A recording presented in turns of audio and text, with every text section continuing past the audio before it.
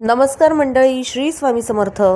गुरुचरित्र पारायण आपल्या जीवनातील अवघडातील अवघड समस्येचे निवारण करणारा, आपल्या सर्व मनोकामना पूर्ण करणारा दिव्य ग्रंथ म्हणजेच गुरुचरित्र होय. तुमच्या आयुष्यातील सगळी दुःख, कष्ट, ज्याही सिच्युएशनमध्ये तुम्ही आहात किंवा असाल की तुमच्यापेक्षा जास्त दुःख जगात कोणालाच नाही, कितीही कठीण परिस्थितीमध्ये तुम्ही असाल, तुम्हाला एक विनंती आहे की हा व्हिडिओ पूर्ण बघा. मग तुमचंच तुम्हाला समजून जाईल. दत्त महाराज तुम्हाला मार्ग दाखवतील, तुमच्या लक्षात येईल तुम्हाला काय करायचं आहे आणि त्या परिस्थितीतून पुढे निघण्याचा मार्ग तुम्हाला 100% काय, अगदी 1001% मिळून जाईल. गुरुचरित्राचे पारायण प्रत्येकाने करावं. 4 डिसेंबर 2025 रोजी दत्त जयंती आहे आणि दत्त जयंतीचा सप्ताह सुरू होत आहे 28 नोव्हेंबर रोजी. म्हणजेच 28 नोव्हेंबर 2025 ते 4 डिसेंबर 2025 या दत्त जयंती सप्ताहामध्ये आपल्याला गुरुचरित्राचे पारायण करायचे आहे. गुरुचरित्र पारायण कसं करावं, पारायणाचे नियम काय आहेत, पूजा कशी मांडावी, कशी करायची, पूजा कशी करायची, उद्यापन कसं करायचं, रोजचे वाचन कसं करायचं, रोज किती अध्याय वाचायचे, या बाबतीतली सगळी माहिती आपण आजच्या या व्हिडिओमध्ये पाहणार आहोत. त्यामुळे व्हिडिओ शेवटपर्यंत नक्की पहा. बघा, आता सर्वात प्रथम प्रश्न म्हणजे पारायण का करावं. प्रत्येक वेळी महाराजांकडून किंवा दत्त महाराजांकडून काहीतरी मागण्यासाठी किंवा मनोकामना पूर्ण करण्यासाठीच फक्त आपण पारायण करावं का, तर नाही. आपण हे पारायण करा दत्त महाराजांना, स्वामी महाराजांना प्रसन्न करण्यासाठी. या पारायणाचा अनेक जणांना अनुभव आहे. स्वतः दत्त महाराज, स्वामी महाराज कुठल्या ना कुठल्या वेशात येऊन आपलं पारायण श्रवण करतात. म्हणून पारायणाची मांडणी करताना 2 आसनं घेतली जातात. एक आपल्याला बसण्यासाठी आणि दुसरं दत्त महाराजांना बसण्यासाठी. आपल्यापैकी बऱ्याच जणांनी हे पारायण बऱ्याच वेळा केलेलं असेल. आता काहींच्या मनात आहे की गुरुचरित्राचं पारायण करावं, परंतु त्याच्या मनात एक भीती आहे, शंका आहे. प्रथम आपण भीती आणि शंका काढून टाकूया. आपल्याला वाटत असेल खूप नियम आहेत का, साधे सोपे नियम आहेत. आपल्या जर मनात आलं असेल की हे पारायण करावं, असं समजा दत्त महाराजांची इच्छा आहे, स्वामी महाराजांची इच्छा आहे की आपण ही सेवा करावी आणि हेच मानून आपण पारायणाला सुरुवात करावी. कुठलीही शंका, भीती, नियमाविषयीची शंका, भीती मनात ठेवू नका. मनोभावे सकारात्मक दृष्ट्या हे पारायण आपण अवश्य करा. आपल्यावरती दत्तकृपा, स्वामी कृपा झाल्याशिवाय राहणार नाही. गुरुचरित्र पारायण करताना कोणते नियम पाळावेत? साधे सोपे नियम आहेत. आता पाहूया हे पारायण कोण करू शकतो. स्त्री किंवा पुरुष कोणीही हे पारायण करू शकतो. संकल्प करूनच आपण हे पारायण करा, म्हणजे आपल्याला फलप्राप्ती शीघ्र होईल. पारायण करताना आपलं शरीर, मन स्वच्छ ठेवायचं, चांगले विचार मनात ठेवायचे. पारायण करताना शक्यतो पांढरे वस्त्र, शुभ्र वस्त्र परिधान करा. नसेल तर स्वच्छ वस्त्र परिधान करावे. म्हणजे काय, तर महिलांनी पाळीमध्ये घातलेले वस्त्र आपल्याला पारायण करताना घालायचे नाही. ही गोष्ट आवर्जून लक्षात ठेवा. महिलांनी आपल्या कपाळाला हळद कुंकू लावावं. पुरुष पारायण करत असेल तर कुंकू लावायचं, भस्म अवश्य लावा. भस्म लावल्याने आपल्या शरीराची शुद्धी होत असते. पारायणाला बसताना 2 आसनं घ्यावीत. एक आपल्या स्वतःला बसण्यासाठी आणि दुसरे आसन दत्त महाराजांसाठी. या आसनाची मांडणी अशी करा की दत्त महाराजांचे तोंड दक्षिणेकडे होणार नाही. आपली श्रद्धा ठेवा. दत्त महाराज स्वतः आपलं पारायण आपल्या शेजारी बसून श्रवण करत असतात. आपल्याला याचा अनुभव नक्कीच येईल. पारायणाला बसताना जर तहान लागत असेल, तांब्यावर पाणी जवळ घेऊन बसा. सारखं सारखं वाचन करताना उठू नका. वाचन मनोभावे करावं. फार मोठ्याने नाही, अगदी पण मनात नाही, हळूवारपणे आपण बोलणं आपल्यालाच ऐकू येईल एवढ्या आवाजात आपण वाचन करायचं आहे. वाचन सुरू असताना जर समजा लघुशंकेसाठी उठावं लागलं, पाय धुवायचे, गोमूत्र आपल्या अंगावर शिंपडायचं आणि मगच पुन्हा वाचनाला बसायचं. पारायण काळात गोमूत्राचा आपल्या घरामध्ये जास्तीत जास्त वापर करा. सकाळ संध्याकाळ आपल्या घरामध्ये गोमूत्र शिंपडायचं. पूजेच्या ठिकाणी शिंपडावं. घरातील सर्व सदस्यांच्या अंगावर शिंपडायचं. पारायण सुरू करण्या अगोदर श्री स्वामी समर्थ हा षडाक्षरी मंत्र किंवा दत्त महाराजांचा मंत्र 108 वेळा पठण करा आणि मगच वाचनाला सुरुवात करावी. सप्ताह सुरू होत आहे 28 तारखेला. 28 नोव्हेंबर रोजी याच्या 1-2 दिवस अगोदर जेव्हा जमेल तेव्हा 4 कुत्रे आणि 1 गाय यांना गव्हाच्या पोळीचा घास द्यायचा आहे. पारायणाच्या अगोदर आपलं देवघर, देवघराजवळची जागा स्वच्छ करा. आपलं घर, अंगण स्वच्छ करायचं. वाचन कधी करायचं? आता वाचन तसं बघितलं तर पहाटे आपलं जास्त एकाग्रतेने वाचन होईल. ज्यांना ज्यांना शक्य होईल त्यांनी पहाटेच्या वेळी वाचन करा. नाही शक्य झालं, बऱ्याच लोकांना ड्युटी असते त्यामुळे त्यांना पारायण करणे शक्य होत नाही, तर आपण काय करायचं, संध्याकाळच्या वेळेला जरी वाचन केलं तरीसुद्धा चालेल. दिवसभरात कधीही आपण पारायणाचे वाचन करू शकता. फक्त दुपारी 12 ते 12:30 ही दत्त महाराजांची भिक्षा मागण्याची वेळ असते. एवढी वेळ सोडून अगदी संध्याकाळपर्यंत आपण पहाटेपासून संध्याकाळपर्यंत अध्यायाचे वाचन कधीही करू शकता. याशिवाय काही महत्त्वाचे नियम म्हणजे पारायण काळात ब्रह्मचर्य पाळायचं, मांसाहार करायचा नाही, घरामध्ये मांस शिजवायचं पण नाही, परान्न टाळायचं, हॉटेलमध्ये जेवण टाळायचं, कांदा आणि लसूणयुक्त पदार्थ याचा आहार टाळायचा आहे. फक्त दूध पोळी किंवा भाजी पोळी खाल्लेली चालेल. भात खाल्ला तर हरकत नाही, परंतु भात खाल्ल्यानंतर आळस येतो, झोप येते, म्हणून शक्यतो कमी खा किंवा भात टाळला तर बरेच होईल. बरेच जण विचारतात, पारायण काळात उपवास करावा का? उपवास करण्याची गरज नाही. आपण मनापासून उपासना करा. महिलांच्या बाबतीत समजा दत्त जयंती सप्ताहामध्ये पारायण वाचण्याच्या काळात जर विटाळ आला तर काय करायचे, तेवढे दिवस आपण सोडून द्या आणि नंतर पुन्हा आपलं वाचन सुरू करा.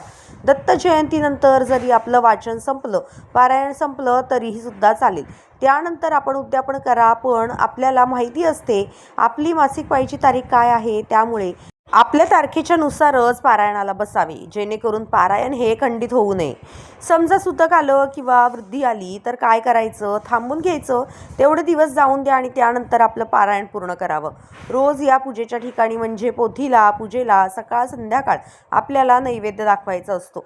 आपल्या घरात आपण जे अन्न बनवता त्याच अन्नाचा नैवेद्य दाखवला तरी सुद्धा चालेल. सकाळ संध्याकाळ रोज नैवेद्य आणि आरती करावी. शक्य झाल्यास रोज रात्री विष्णू सहस्त्रनाम स्तोत्र वाचायचं. आपल्या वाचनामध्ये काही चुका राहिल्या असतील, त्रुटी राहिल्या असतील तर त्याची क्षमा प्रार्थना म्हणून विष्णू सहस्त्रनाम वाचलं जातं. पारायण काळामध्ये गादीवर झोपू नका. जमिनीवरती चटई किंवा घोंगडी अंतरावी, त्यावरती झोपायचं. घरामध्ये शांतता ठेवा, भांडणं करायची नाही. अखंड दिवा लावायचा. अखंड दिवा पारायण काळात विझणार नाही याची काळजी नक्की घ्या. चुकून जर दिवा विझलास तर क्षमा मागून फक्त दिवा प्रज्वलित करा. सप्ताहामध्ये गुरुचरित्राची जी पोथी असते तिचं पावित्र्य जपायचं असतं. पोथी आसनावरती ठेवूनच वाचन करा. आपल्या हातामध्ये किंवा मांडीवरती पोथी घ्यायची नाही. पोथीसारखी हलवायची नाही. पोथीचे वाचन झाल्यानंतर स्वच्छ वस्त्रामध्ये पोथी झाकून ठेवायची आणि रोज वाचना अगोदर पोथीचे पूजन करायचं आणि मगच वाचायला सुरुवात करायची. तर हे साधे सोपे नियम फक्त 7 दिवस आपल्याला नियम पाळायचे आहेत. आपलं जीवन बदलून जाईल याची मी आपल्याला खात्री देते. प्रत्येकाने मनोभावे हे पारायण करा आणि मग चमत्कार पहा. बघा, सगळं काही स्वार्थ आहे. जे आपले आहेत ना, तो फक्त भगवंत आहे. तुम्ही त्याच्याशी भांडा, बोला, रागवा, त्याची पूजा करा, पण जेव्हा तुम्ही अंतःकरणापासून हाक मारताना तर तीच एक शक्ती आहे तुमच्या अंतःकरणातून मारलेल्या हाकेला प्रतिसाद देत असते. त्यामुळे जी काही परिस्थिती आहे त्यामध्ये शांत व्हा, थोडंसं स्टेबल व्हा आणि गुरुचरित्र पारायण करायला सुरुवात करा. दत्त जयंतीनिमित्त 7 दिवसाचं गुरुचरित्र पारायण तुम्ही करू शकता. जर तुम्ही गुरुचरित्र पारायण मनापासून वाचावं, त्यांना फक्त हे हवंय, बाकीच्या काही गोष्टी नाही. त्यामुळे मी महिला आहे, मी गुरुचरित्र पारायण करू का? करा. दत्त महाराज तुमचे वडील आहेत, तुमचे भाऊ आहेत, तुमची आई आहे, तुमचे गुरु आहेत. तुम्ही एक नातं जोडा आणि एक गोष्ट लक्षात घ्या, देव हा भक्तीचा विषय आहे. देव हा भीतीचा विषय अजिबात नाही.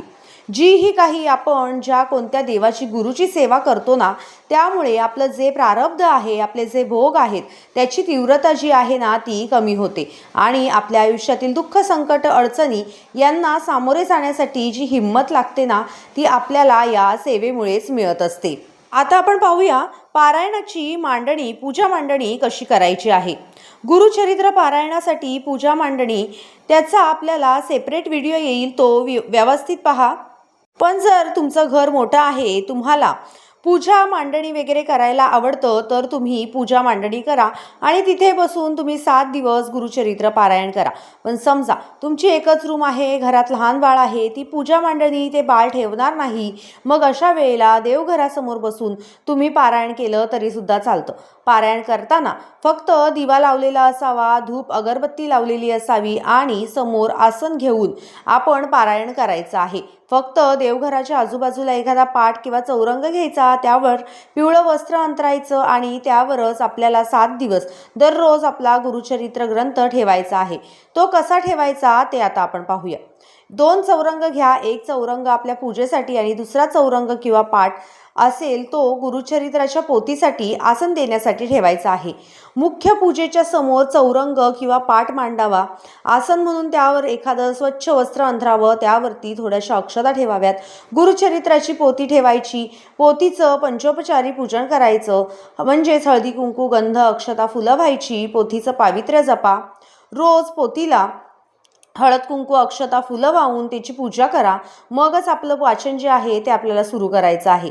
वाचन झाल्यानंतर वस्त्रामध्ये रोज पोथी झाकून ठेवायची. पोथी आसनावर ठेवूनच आपण वाचन करा. हातामध्ये घेऊन वाचन करू नका. पोथी सारखी सारखी हलवायची नाही. वाचताना थोडीफार पोथी हलली तरी सुद्धा चालेल, परंतु उचलून घेऊ नका. अशा पद्धतीने पोथीपूजन झाल्यानंतर अखंड दिवा प्रज्वलित करायचा आहे. दिवा विझणार नाही याची काळजी घ्यायची आहे. 7 दिवस म्हणजे उद्यापनापर्यंत दिवा अखंड तेवत राहिला पाहिजे. समजा चुकून विझलास तर महाराजांची क्षमा मागायची. दिवा पुन्हा प्रज्वलित करायचा. मनात शंका आणायची नाही. सप्ताहाच्या पहिल्या दिवशी म्हणजेच 28 नोव्हेंबर रोजी अशा पद्धतीने पूजेला सुरुवात करा. पूजा झाल्यानंतर श्री स्वामी समर्थ किंवा दिगंबरा दिगंबरा श्रीपाद वल्लभ दिगंबरा या मंत्राचे पठण करा आणि आपल्या वाचनाला सुरुवात करायची. वाचन कसं करायचं म्हणजे रोज किती अध्याय करायचे, आपल्याला 7 दिवसात हे पारायण संपवायचं आहे. म्हणजे 28 नोव्हेंबर ते 4 डिसेंबर दत्त जयंतीच्या दिवशी अध्यायाचे वाचन पुढील प्रमाणे करा. पहिल्या दिवशी म्हणजेच 28 नोव्हेंबर रोजी 1 ते 9 अध्याय, दुसऱ्या दिवशी 10 ते 21 अध्याय, तिसऱ्या दिवशी 22 ते 24 अध्याय, चौथ्या दिवशी 25 ते 35 अध्याय आपल्याला वाचायचे आहेत. 5व्या दिवशी 36 ते 38 आणि 6व्या दिवशी 39 ते 43 अध्याय आपल्याला वाचायचे आहेत. आणि 7व्या म्हणजे शेवटच्या दिवशी 44 ते 53वा अध्याय म्हणजे शेवटचा अध्याय वाचायचा आहे. आपण हे पारायण या पद्धतीने करू शकता, म्हणजे साप्ताहिक पारायण तसेच 3 दिवसाचं पारायण देखील करू शकता. ज्यांना शक्य असेल त्यांनी 1 दिवसीय पारायण देखील करावं. समजा 28 तारखेला आपल्याला जमलं नाही पारायण सुरू करायला, कुठल्याही दिवशी या सप्ताहामध्ये आपण पारायण सुरू करू शकता. आपलं वाचन झालं की रोज आपल्याला संपूर्ण पूजेला आपण घरात जे अन्न बनवतो त्याचा नैवेद्य दाखवायचा. सकाळ संध्याकाळ रोज आरती करायची. तर अशा पद्धतीने आपल्याला 28 नोव्हेंबर ते 4 डिसेंबर या दरम्यान गुरुचरित्राचे हे पारायण करायचे आहे. 4 डिसेंबरला दत्त जयंती आहे. उद्यापन कधी करायचं? 4 डिसेंबर म्हणजे दत्त जयंतीपर्यंत आपलं सर्व वाचन करून घ्या आणि 5 डिसेंबर रोजी आपल्याला उद्यापन करायचं आहे. कारण दत्त जयंतीच्या दिवशी उपवास असतो, तर आपण दुसऱ्या दिवशी उद्यापन करू शकता. उद्यापन कसं करायचं तर ते आपण पाहूया. 5 डिसेंबर रोजी म्हणजेच उद्यापनाच्या दिवशी सकाळी लवकर उठायचं. स्नान संध्या आटपून पूजा वगैरे करून घ्या आणि त्यानंतर या संपूर्ण पूजेवरती हळद कुंकू अक्षता वाहून घ्यायच्या आहेत. मनोमन दत्त महाराजांचे स्वामी महाराजांचे ध्यान करायचे, दर्शन घ्यायचं. या दिवशी आपल्याला विशिष्ट नैवेद्य दाखवायचा असतो. त्यामध्ये प्रामुख्याने पुरणपोळीचा नैवेद्य आणि दत्त महाराजांची आवडती घेवड्याच्या शेंगाची भाजी नैवेद्यामध्ये असावी.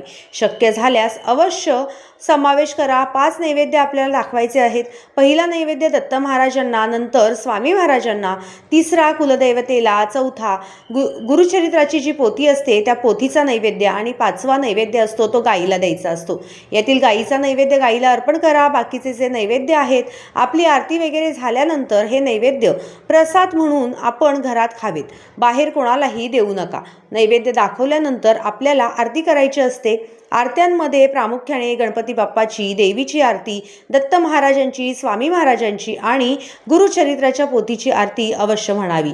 या दिवशी जर आपल्याला शक्य झालं तर एखादं मेहुण किंवा जोडपं नाही शक्य झालं तर एखादी सवाष्ण अवश्य जेवू घालावी. त्यांची ओटी भरावी, मान सन्मान करावा, दक्षिणा द्यावी. शक्य झाल्यास तुम्हाला जेवढे होईल तेवढे दान करा.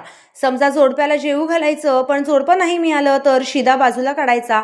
त्या शिद्याचं पूजन करायचं आणि तो शिदा एखाद्या गरजू व्यक्तीला, एखाद्या गोरगरिबाला तुम्ही देऊ शकता किंवा तुमच्या घराच्या आजूबाजूला दत्त महाराजांचे कुठे मंदिर असेल तर त्या दत्त मंदिरामध्ये जाऊन तुम्ही हे अर्पण करू शकता किंवा देऊ शकता. किंवा मग तुमच्या ओळखीचे कोणी गुरुजी असतील, तुमच्या आजूबाजूला राहत असतील तर त्यांना सुद्धा तुम्ही हा शिधा दिला तरी सुद्धा चालू शकतं. याप्रमाणे साधं सोपं उद्यापन करायचं आहे. तसेच बघा, याचक किंवा भिकारी असतील त्यांना सुद्धा या दिवशी दान करून तृप्त करा, कारण दत्त महाराज कुठल्या ना कुठल्या वेशात येऊन आपल्या भक्तांची परीक्षा घेत असतात. मनोभावे जर आपण पारायण केले, काही ना काही अनुभूती आपल्याला आल्याशिवाय राहणार नाही. आणि असा काही अनुभव आपल्याला आला तर कमेंट बॉक्समध्ये नक्की शेअर करा, जेणेकरून हा अनुभव वाचून इतर जे दत्तभक्त असतील किंवा स्वामी भक्त असतील त्यांना देखील हे पारायण करण्याची प्रेरणा मिळेल. अशा पद्धतीने विधिवत उद्यापन करा. तर हा माहितीपूर्ण व्हिडिओ तुम्हाला आवडला असेल तर व्हिडिओला एक लाईक नक्की करा. व्हिडिओ जास्तीत जास्त स्वामी भक्त आणि दत्तभक्तांसोबत शेअर करायला विसरू नका किंवा जे कोणी नव्याने पारायण करणार असतील त्यांच्यासोबत हा व्हिडिओ नक्की शेअर करा. चॅनेलवर नवीन असाल तर चॅनेलला सबस्क्राईब नक्की करा. व्हिडिओ शेवटपर्यंत पाहिल्याबद्दल अगदी मनापासून आभारी आहे. धन्यवाद. श्री स्वामी समर्थ. दिगंबरा दिगंबरा श्रीपाद वल्लभ दिगंबरा.